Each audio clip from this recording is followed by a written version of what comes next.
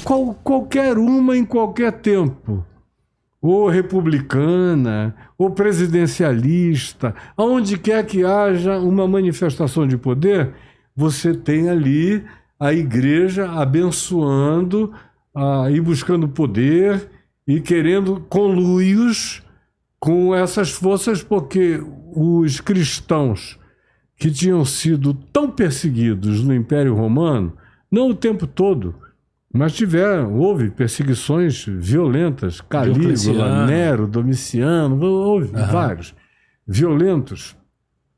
Tinham ficado tão traumatizados que quando chegou Constantino dizendo, olha, não vai ser mais assim, e ele chegou por uma estratégia política, porque o escriba dele chamado Lactâncio disse a ele, o único instrumento de capilarização que pode existir no Império para provocar união, no Império que já estava dividido entre Oriente e Ocidente, com fragmentação, com sede em Roma e com sede depois em Constantinopla, que pode juntar as partes desse império, é o movimento cristão, que não era chamado de cristianismo.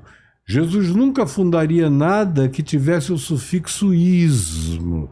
Todo ismo é sistêmico, é fechado, é amuralhado, é blindado.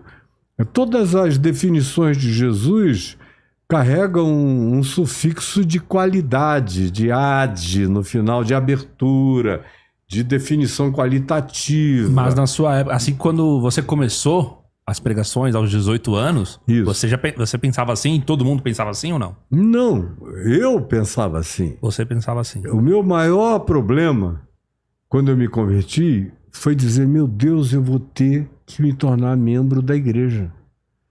Porque era coisa que eu já conhecia desde a infância. Eu não nasci alienado de nada disso. Eu tinha uma avó presbiteriana que tinha se convertido no século XIX. A minha mãe tinha se convertido no início do século XX.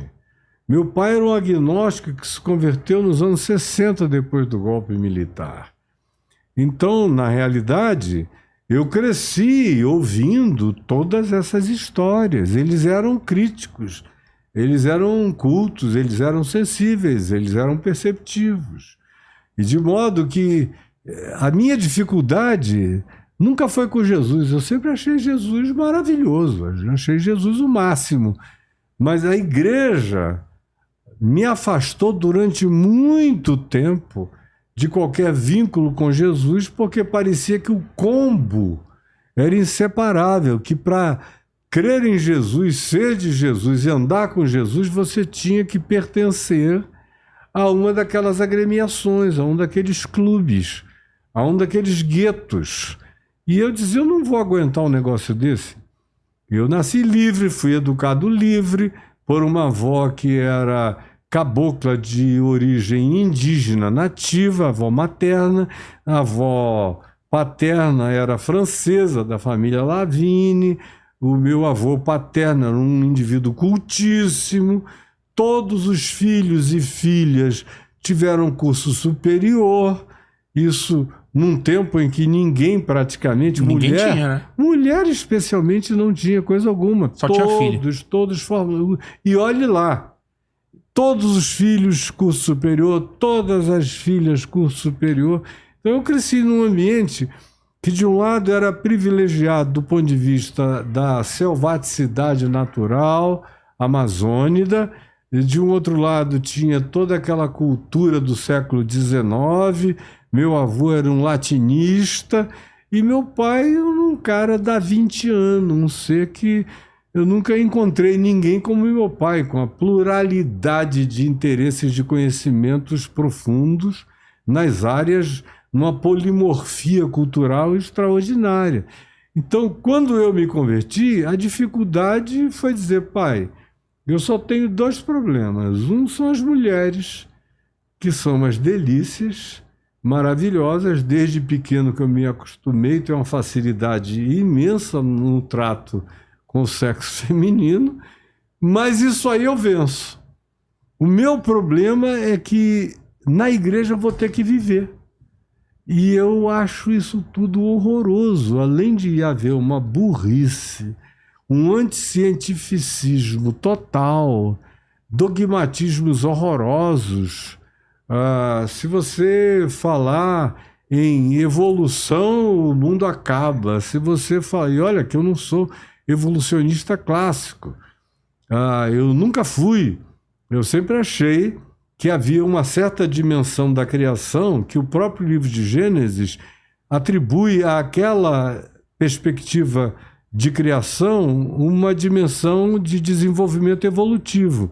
Mas, ao mesmo tempo, eu sempre criei que havia elementos de natureza de uma intervenção superior, sem a qual nenhuma evolução chegaria aonde chegou. Mas o meu grande problema com a igreja eram os usos, os costumes e, além do que, a gente já conhecia uma quantidade enorme de eclesiologias dinásticas, do pastor que ia transferindo aquilo para o filho, para outro filho, para outro filho, de modo que era uma sequência de poder. Só que naquele tempo, eu já sou pastor, vai fazer 52 anos, naquele tempo era tudo muito menor. Eram algumas igrejas pentecostais, ainda não existia o fenômeno neopentecostal, eram algumas igrejas pentecostais, mas as presbiterianas ainda eram igrejas muito sérias, as batistas, metodistas, anglicanas, luteranas, as que tinham origem histórica reformada do século XVI, ou a metodista, com os seus 200 e tantos anos de existência desde John Wesley, eram grupos bem estruturados, mas na maior parte das vezes a cabeça muito estreita.